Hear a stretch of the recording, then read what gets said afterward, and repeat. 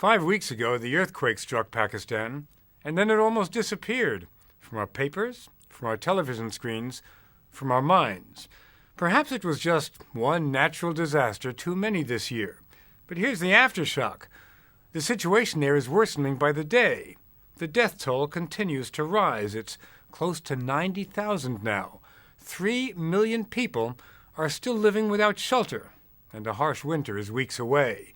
The UN says conditions in Pakistan are worse than after the tsunami, that it's the biggest humanitarian nightmare it's dealt with, ever.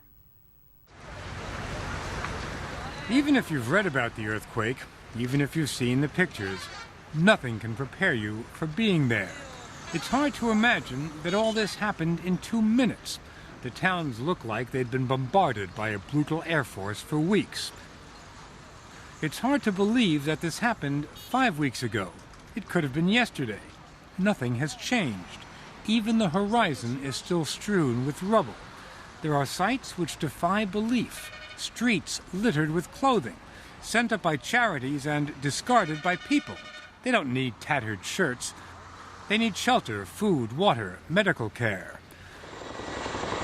The large relief agencies and governments are doing what they can in the cities and the towns, building tent cities for the homeless, handing out food.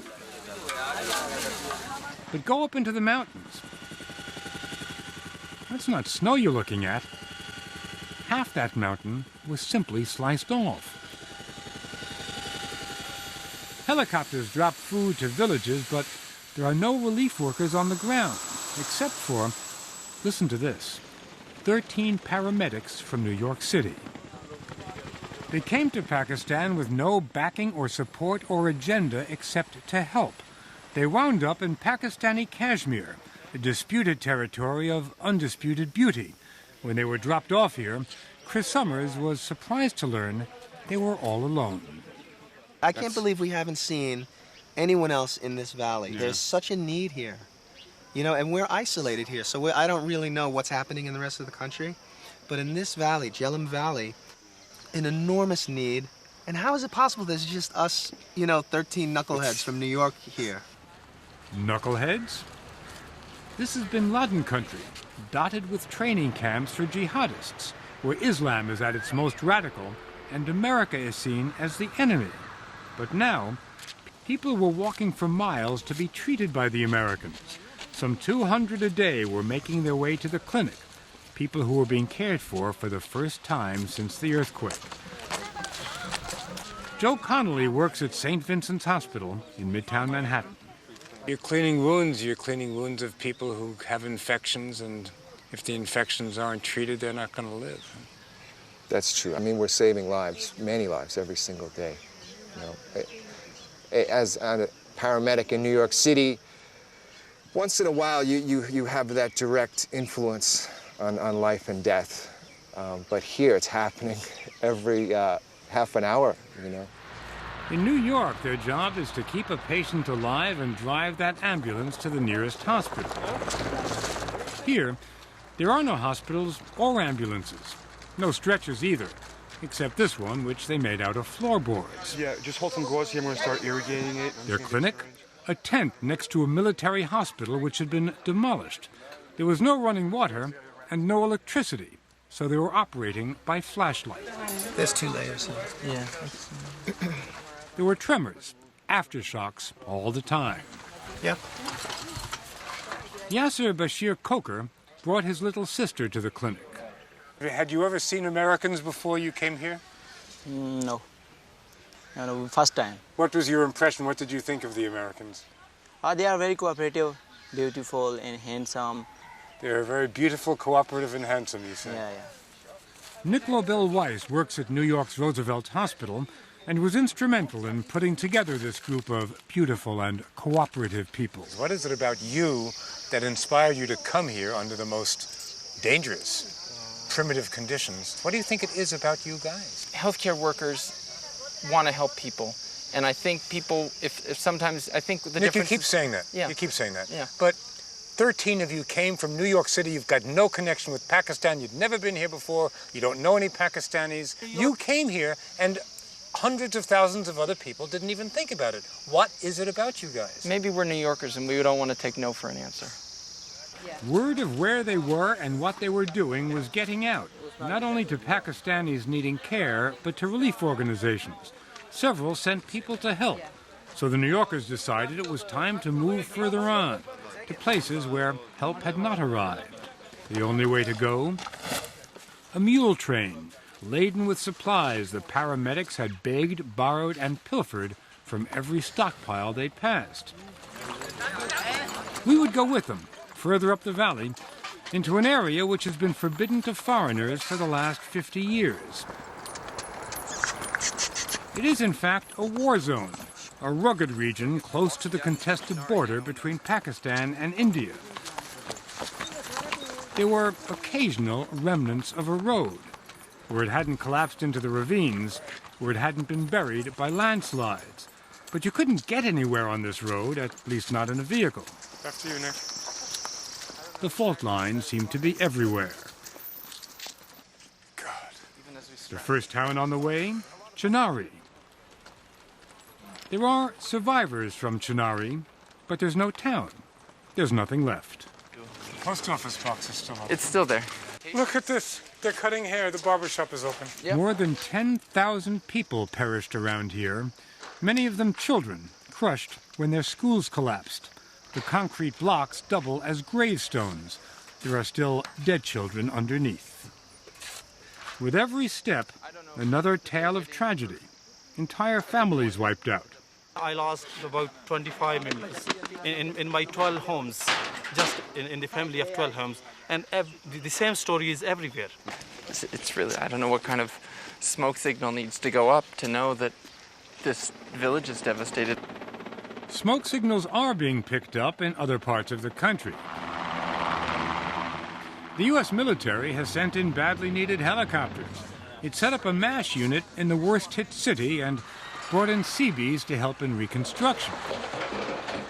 The U.S. is doing more than any other country and freely admits it's being active, at least in part, for strategic reasons, to combat anti-Americanism in a Muslim nation. And as it learned in Indonesia when the U.S. military went in after the tsunami, nothing does this as well as helping people after a disaster. This is not why the New York medics came here, of course. They didn't come to win hearts and minds, but to save lives.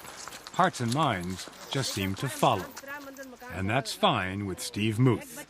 We can inoculate an entire valley, if we're lucky, against radical Islam because, you know... Against radical Islam, against anti-Americanism. Right. And it's so simple. I'm just a paramedic. It's just a bandage. It's not, it's not $100 million ad campaign for Madison Avenue. It's nothing, it's not complicated. Could something work better to change somebody's mind? I can't think of anything. What's going on? This is it, huh? Yeah, I think so. I'm going to just go The with mule you. train took them to a place called Katai, to their new clinic in another field of rubble. It was now 3 weeks since the earthquake, and they were the first help to arrive.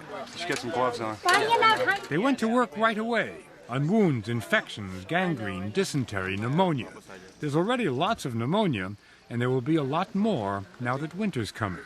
Do you have enough antibiotics? No. Do you have enough anesthesia? No. Do you have enough hypodermic needles? No. Do you have enough water? No. Do you have enough food?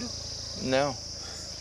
I don't think there's anything you could possibly list that would make it sufficient for a group of 13 people to treat, a valley of thousands, of tens of thousands of people. So basically, what we're doing here is we're putting a Band-Aid on a wound the size of Texas. And as Ruben Flores explains, they were doing serious surgical procedures with no anesthetic. It's tremendously painful. And some of these people, especially some of the older gentlemen and ladies of this valley, just stood there with a straight face, as if pain were something they'd lived with their whole life, and this was nothing different. In our country, we would have done that without anesthetic. We would have been sued. Here, they thanked us. Okay. We have to draw. Okay. One in the sun, morning, sun, and then... There wasn't always a translator, so they all had to find other ways to communicate. One, morning, One night. 5 den. Good? One guy came up to me yesterday Shukriya. and was holding out his hands like this. And I'm looking, I'm like, oh, does he want treatment, you know? And he was signaling me to put my hands out. And he said, we have 5 fingers, arm, arm, elbow, elbow. We're the same. And then he shook my hand. You know? 14-year-old Menaz Bibi's hand was caught under rubble. Yeah, go ahead. Peel this back. All the medics could do was cut away the dead and gangrenous flesh. Will she ever have any use of her hand? That depends on how quickly she can be medevaced to a hospital. Sometimes you call and you call, and those poor people have to wait day after day, sitting there. But a helicopter did come and headed for an open field.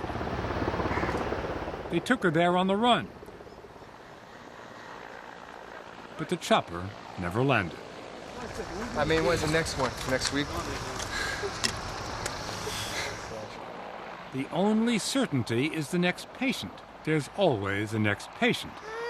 Are you going to stitch that back? No one had ever seen so many kids with so many head wounds. Shake it, shake, shake, shake. And then it's Zuba. Shake, shake, shake. It's Not only were wounds being treated for the first time since the earthquake, children were laughing for the first time too. All it took was a surgical glove and a New Yorker named Nick.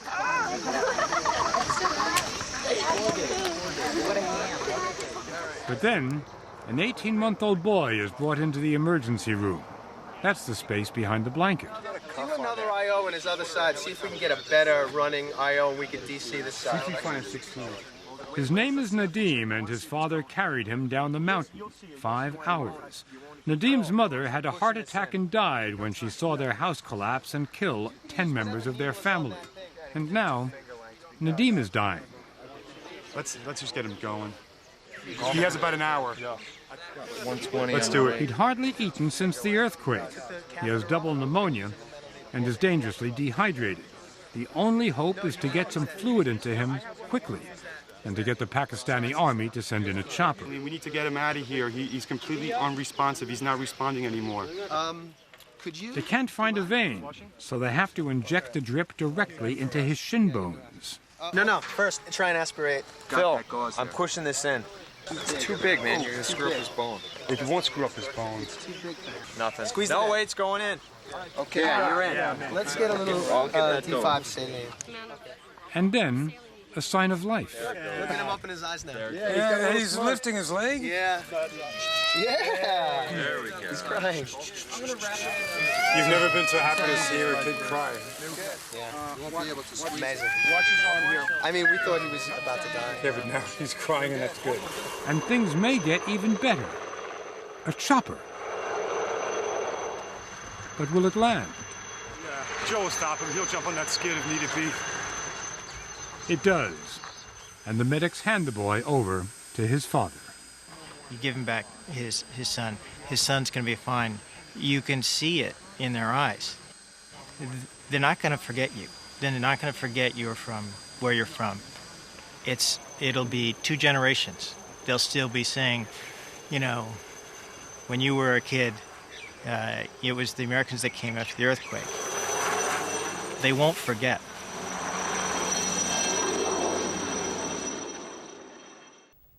Two days after that helicopter took off, we found Nadim in a Pakistani hospital. He was doing okay.